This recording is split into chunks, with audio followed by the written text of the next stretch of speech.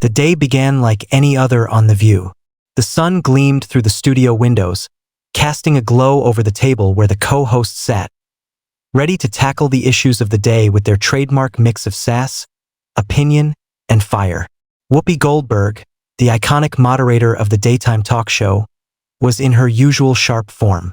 Her glasses sat low on her nose, and her demeanor suggested she was ready to spar with anyone daring enough to challenge the liberal consensus. But that day was different. The producers had booked an unexpected guest. When it was announced that Karoline Leavitt, the fiery and eloquent White House press secretary under President Donald J. Trump, would appear on the show, social media lit up like a Christmas tree in Times Square. Conservatives cheered. Liberals fumed. But one thing was certain. Viewership was about to soar as Karoline stepped onto the stage. The applause was polite, but tepid. Dressed in a simple navy blue dress with a gold cross subtly glinting on her necklace, she waved and smiled with composure. She knew she was walking into a lion's den, but she had done it before, and this time she was prepared. The segment began with standard political sparring, border security, inflation, the recent uptick in manufacturing jobs under Trump's revived economic policies. Karoline defended the administration's actions with precise articulation and calm confidence. Then, as the conversation shifted, Joy Behar mentioned a recent interview where Karoline had cited her faith as a guiding light in her decision-making. That's when Whoopi pounced. "So let me get this straight," Whoopi said with a smirk, her eyebrows raised. "You're telling me that you actually think God is involved in Trump's administration? That what divine intervention is happening in the West Wing now?" The audience chuckled. Whoopi leaned back in her chair, clearly pleased with the reaction. Karoline didn't flinch. "I believe," she said calmly, "that my faith guides me. Yes, I pray before I speak to the American people. I pray before I walk into that press room. And I do believe that God can work through imperfect people for a greater purpose." Whoopi laughed out loud, a loud, throaty, almost mocking laugh that echoed across the studio.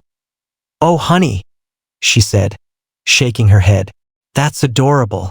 But let me tell you something, religion doesn't belong in politics. Not in 2025, not when we've got real issues to deal with." Karoline tilted her head slightly, her face calm but her eyes focused like a laser. And then, she said the line that stopped the laughter cold.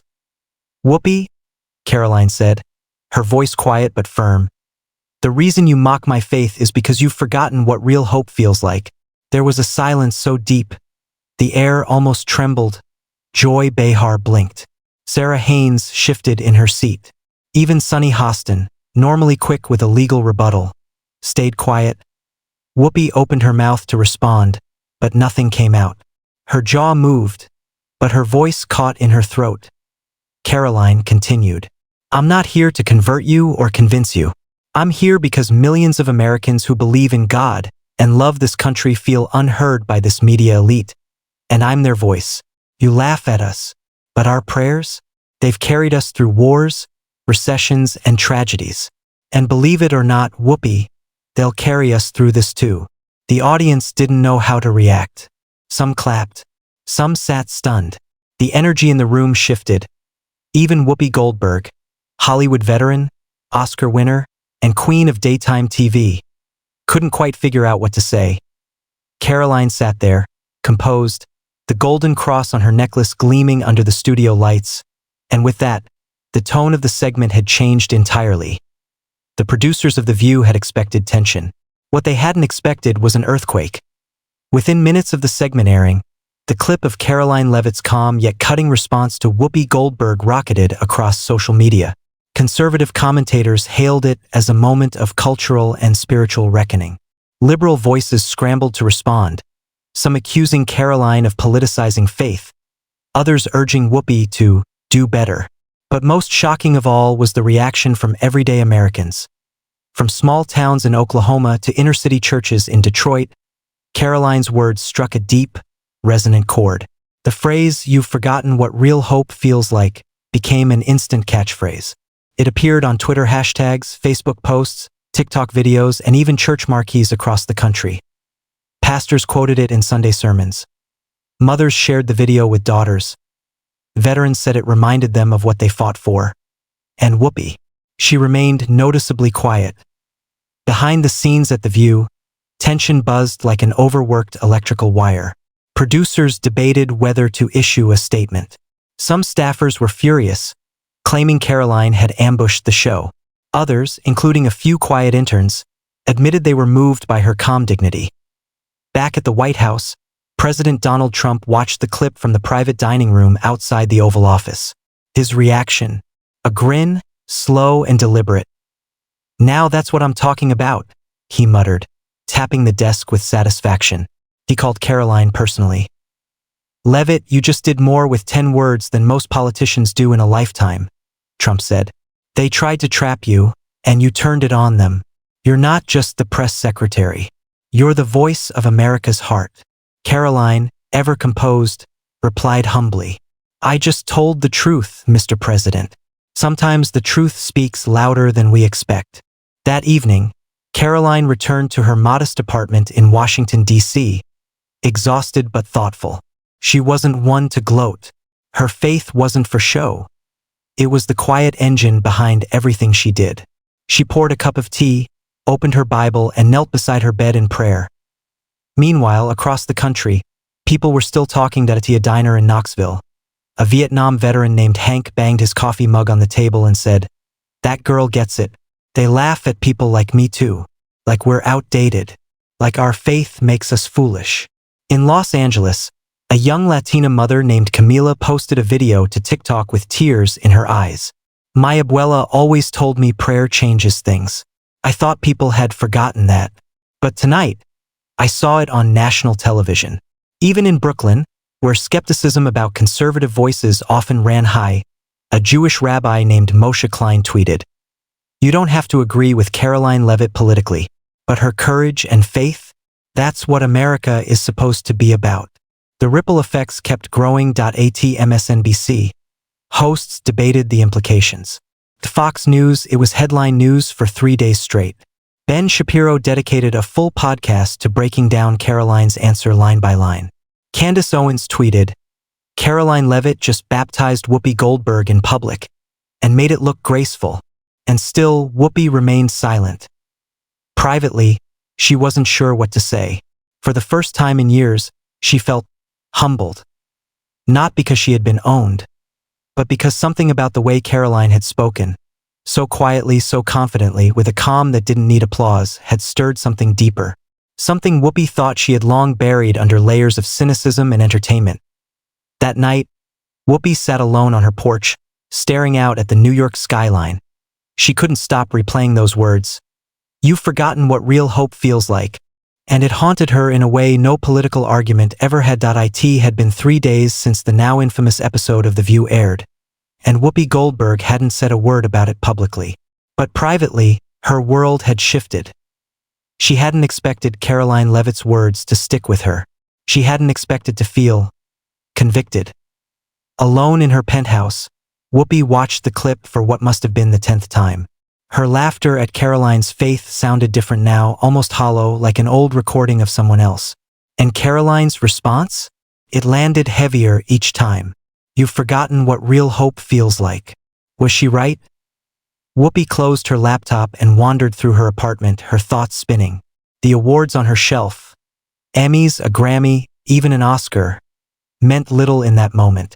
Neither did the roaring applause she was used to receiving, the kind that made her feel powerful, because something inside her felt empty. She sat down at her grand piano, fingers brushing the ivory keys, playing a soft melody she hadn't touched since her youth. A hymn, one her grandmother used to hum in their Brooklyn apartment during hard times. "His eye is on the sparrow, and I know he watches me." Her eyes welled up with tears she hadn't cried in years. The next day, The View returned to its usual programming. Celebrity gossip, political segments, and pop culture breakdowns. But the air in the studio still felt different. During a commercial break, Sunny Hostin leaned over and whispered, "Are you going to say something about it?" Whoopi didn't answer right away. She just nodded, slowly. When the show returned live, Whoopi adjusted her glasses and addressed the camera directly. "Before we go on," she said, I want to take a moment to talk about something that's been on my heart. The audience quieted. Her co-hosts turned toward her with surprised expressions. I've spent most of my life in the entertainment industry, she continued. I've seen a lot, I've said a lot. And I'll admit it, I laughed when Karoline Leavitt spoke about her faith the other day. I thought it was naive. I thought it was outdated. But I've been thinking about it ever since. The room was still. See, when I was a little girl, I was raised by a mother who believed in God. She didn't have much money. She didn't have much help. But she had hope. Real hope. The kind that doesn't come from a paycheck or a politician, but from something bigger. Something higher. She paused, swallowing hard. And maybe somewhere along the way, I did forget what that felt like. The audience gasped softly. Whoopi turned toward the camera again. So Karoline, if you're watching, I want to say this. I don't agree with you on a lot. Maybe not even most things. But I respect the way you carry your faith. And I want to thank you for reminding me and a lot of people that sometimes belief isn't weakness. Sometimes, it's the strongest thing a person can have. Her words hit like a tidal wave. Social media erupted again, but this time not in a frenzy of division. This time it was different. Faith was trending. Pastors, priests, rabbis, and imams praised Whoopi for her honesty. Celebrities commented in awe.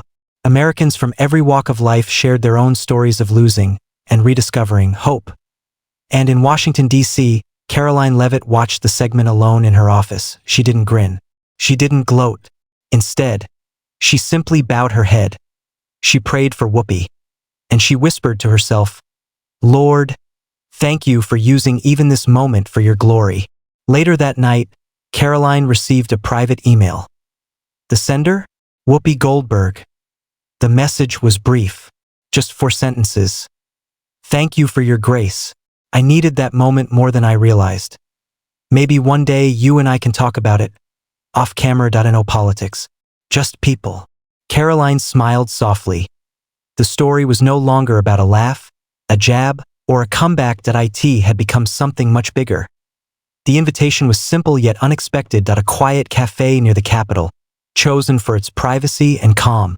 No cameras, no scripts, just 2 women from very different worlds, brought together by a conversation that neither had anticipated. Karoline Leavitt arrived first, dressed in her signature tailored suit, her posture poised but relaxed. She had prayed all morning for guidance, knowing this meeting was about much more than politics or ratings. When Whoopi Goldberg entered moments later, her usual vibrant energy was tempered by something softer, a humility that seemed to lighten the room. They sat across from each other at a small round table, 2 coffees steaming gently between them. For a moment, neither spoke. Finally, Whoopi broke the silence. Karoline, she said, her voice steady but warm. I've been thinking a lot about what you said, about faith, about hope. I laughed. Sure, but that wasn't the whole story. Karoline smiled gently. I understand. Sometimes it's hard to admit what we really feel, especially on live TV. Whoopi nodded. I've been wrestling with my own beliefs for a long time. Growing up, faith was always part of my life. But somewhere along the way, I got angry at it. Angry at what it didn't protect me from. Karoline listened intently, sensing the weight behind Whoopi's words. Maybe that's why your line hit me so hard, Whoopi continued. Because I had forgotten what real hope felt like, too. Karoline reached out, briefly touching Whoopi's hand. Hope is more than a feeling. It's a choice we make every day. To believe in something better, even when the world tells us not to. They talked for hours. About their childhoods, their struggles, the intersections of faith and public life. Karoline shared stories of her conservative upbringing, of leaning on prayer through political storms. Whoopi opened up about moments when she felt faith abandoned her, and how she found pieces of it again in unexpected places. The conversation wasn't about agreement or politics. It was about connection. When they finally stood to leave, Whoopi smiled, a genuine smile, full of warmth. Thank you, she said, for reminding me that faith isn't a punchline. Karoline's eyes sparkled. And thank you, Whoopi, for being brave enough to listen. The next day, news of their private meeting leaked. Much to the surprise of both their worlds, headlines flooded in. Whoopi and Karoline. When faith breaks barriers, unexpected friendship forms between talk show host and White House press secretary. A nation inspired by dialogue, not division across America. The story sparked fresh hope that maybe, just maybe, the culture wars could pause long enough for real understanding in a small town in Kansas. A schoolteacher used the story as a lesson on empathy. In Chicago, a community center held a faith and unity discussion inspired by their conversation. Even in the halls of Congress, whispers spread that the two women's dialogue might open doors to less divisive conversations. Back in Washington, Karoline and Whoopi kept in touch, exchanging letters and phone calls. They became unlikely allies in a world too often defined by shouting matches and sound bites. For Karoline, it was a reminder that grace could be found in unexpected places. For Whoopi, it was a rekindling of a light she thought had dimmed. Together, they proved that beneath the noise, beneath the politics, there was still room for faith, hope, and above all, humanity. News of the private meeting between Whoopi Goldberg and Karoline Leavitt quickly blossomed into a movement that no one saw coming. The country, polarized and weary, found itself captivated not by a scandal or political feud, but by a simple, genuine conversation about faith and hope.